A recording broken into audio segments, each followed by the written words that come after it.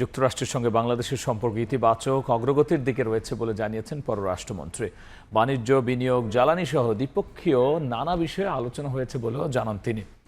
রাষ্ট্রীয় অতিথি ভবন পদ্মায় মার্কিন প্রেসিডেন্টের মধ্য দক্ষিণ এশিয়া বিষয়ক বিশেষ দূত সার্জিও গোরের সঙ্গে বৈঠক শেষে সাংবাদিকদের এই কথা বলেন পররাষ্ট্রমন্ত্রী। রোহিঙ্গাদের জন্য যুক্তরাষ্ট্রের আর্থিক সহায়তা অব্যাহত থাকবে এবং তাদের প্রত্যাবাসনে মিয়ানমারের উপর আন্তর্জাতিক চাপ বজায় থাকবে বলেও আশা প্রকাশ করেন তিনি। এদিকে বৈঠক শেষে নিজের এক্স অ্যাকাউন্টে বাংলাদেশ যুক্তরাষ্ট্র সম্পর্ককে ইতিবাচক অগ্রগতির পথে বলে উল্লেখ করেন সার্জিও গোর।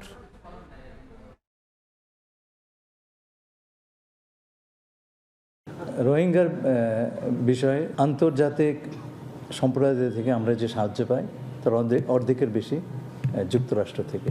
মায়ানমারের উপর চাপ ইত্যাদি বিষয়ে আমরা আলোচনা করিনি। যে এই যে জামা কাপড় আমরা বানাই, এটা যদি আমেরিকান তুলা বা আমেরিকান ম্যানমেড ফাইবার দিয়ে বানাই, তাহলে পরে this is basically A transformed American cotton.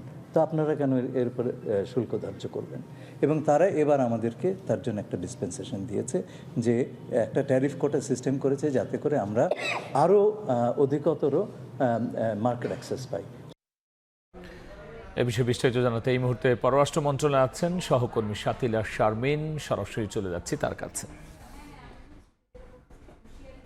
প্রথমবারের মতো মার্কিন যে বিশেষ দূত সার্জিও গোর 3 দিনের রাষ্ট্রীয় সফরে বাংলাদেশ এসেছেন। আজকে প্রথম দিনেই তিনি আসলে সরকারি কর্মকর্তা অর্থাৎ সরকারি পর্যায়ের বৈঠকগুলো সম্পন্ন করেছেন। বিশেষ করে পররাষ্ট্রমন্ত্রী ডক্টর খলিলুর রহমানের সঙ্গে রাষ্ট্রীয় অতিথি ভবন পদ্মায় যে বৈঠকটি হয়েছে, সেই বৈঠকটির পরে সার্জিও গোর কিন্তু এক ধরনের উচ্ছ্বাস প্রকাশ করেছেন তার নিজের সামাজিক যোগাযোগ মাধ্যমে। এবং এই সামাজিক যোগাযোগ মাধ্যমে তিনি জানিয়েছেন তার এই সফরে প্রথমবারের মতো তিনি যে বাংলাদেশে এসেছেন, এসে তিনি ইতিবাচক একটি সম্পর্ক এগিয়ে নিয়ে যাওয়ার জায়গা কিন্তু তিনি দেখেছেন। এবং তিনি আশাবাদ ব্যক্ত করেছেন যে ঢাকা ওয়াশিংটন সম্পর্ক আরও বহুদূর এগিয়ে যাবে। সার্জিও গোরের কর্মসূচি সম্পর্কে যদি বলতে চাই, তাহলে পররাষ্ট্রমন্ত্রী যেটি আমাদেরকে জানিয়েছেন সেটি হচ্ছে যে কালকে সারাদিনই অর্থাৎ শুক্রবার তিনি থাকবেন কক্সবাজারের রোহিঙ্গা ক্যাম্পে এবং সেখানে তিনি রোহিঙ্গাদের সঙ্গে যারা রয়েছেন ক্যাম্পে তাদের সঙ্গে মত বিনিময় করবেন, সেখানে যারা অংশীজন রয়েছেন তাদের সঙ্গে মত বিনিময় করবেন। এবং দিনব্যাপী এই আয়োজনে বিভিন্ন ধরনের কর্মসূচি কিন্তু রয়েছে। কালকে সারাদিন কক্সবাজার অতিবাহিত করার পরে শনিবার তিনি প্রধানমন্ত্রী তারেক রহমানের সঙ্গে সকালে বৈঠক করবেন এবং তারপরেই আসলে তিনি ভারতের উদ্দেশ্যে 3 দিনের সফরটি শেষ করবেন।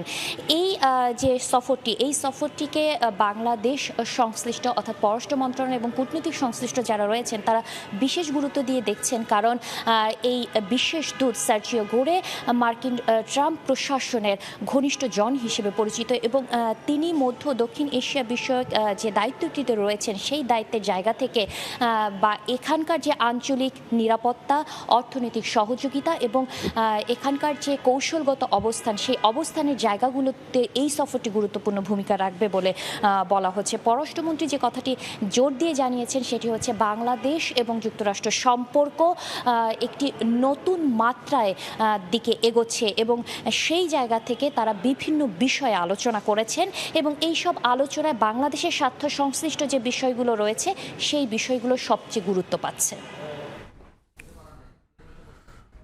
আমরা সরাসরি ছিলাম পররাষ্ট্র মন্ত্রণালয়। এবার জুলাইয়ের দিন